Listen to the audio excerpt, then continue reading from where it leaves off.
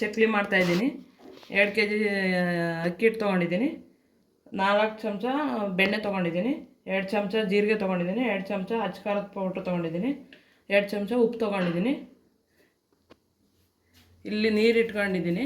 ಇದರಲ್ಲಿ 3 ಲೋಟ ನೀರು ಹಾಕೊಂಡು ಇಟ್ಕೊಂಡಿದ್ದೀನಿ ಗಂಜಿ ಮಾಡೋಕ್ಕೆ, ಹಿಟ್ಟು ಕಲಸೋಕ್ಕೆ. ಇದರಲ್ಲಿ 1 ಚಮಚ ದೊಡ್ಡ ಚಮಚದಲ್ಲಿ ಗಂಜಿ ಮಾಡೋಕೆ ಹಾಕೊಂಡಿದ್ದೀನಿ ಹಿಟ್ಟು, ಅಕ್ಕಿ ಹಿಟ್ಟು.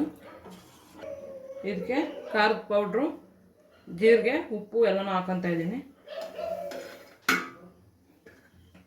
ಇದನ್ನು ಚೆನ್ನಾಗಿ ಮಿಕ್ಸ್ ಮಾಡ್ಕೊತಾ ಇದ್ದೀನಿ.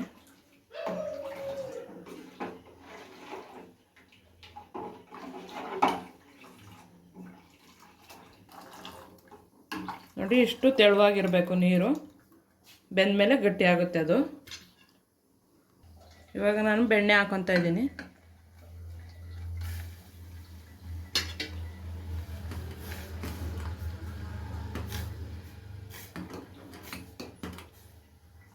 ಬೆಣ್ಣೆ ಹಾಕ್ಕೊಂಡು ಚೆನ್ನಾಗಿ ಮಿಕ್ಸ್ ಮಾಡ್ಕೊತಾ ಇದ್ದೀನಿ.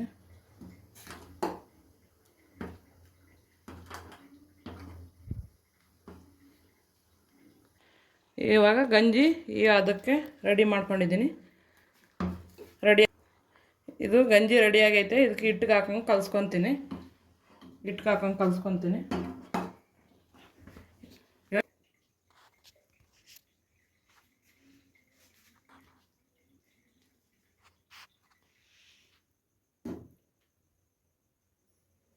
ಸ್ವಲ್ಪನೇ ಹಾಕೊಂಡು ಮಿಕ್ಸ್ ಮಾಡ್ಕೋಬೇಕು, ಇಲ್ಲಾಂದರೆ ಜಾಸ್ತಿ ಆಗಿಬಿಡುತ್ತೆ.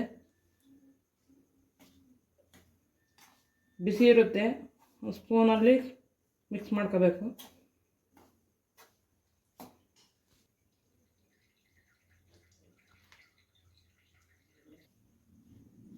ಇವಾಗ ಚೆನ್ನಾಗಿ ನಾದ್ಕೋಬೇಕು, ರೊಟ್ಟಿ ಆದ ಹಿಟ್ಟು ಥರ. ಹಿಟ್ಟು ಅದಕ್ಕೆ ಕಲಿಸ್ಕೊಂಡಿದ್ದೀನಿ.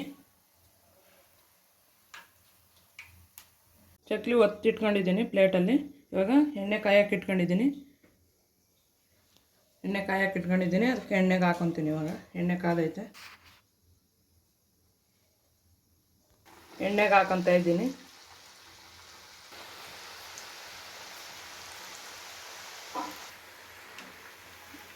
ಇನ್ನೊಂದು ಸೈಡು ತಿರ್ಸಿ ಹಾಕೊತಾ ಇದ್ದೀನಿ ಚಕ್ಲಿನ.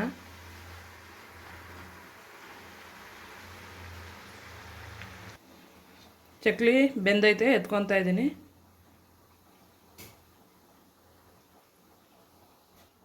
ಪ್ಲೇಟ್ಗೆ ಎತ್ಕೊತಾ ಇದ್ದೀನಿ.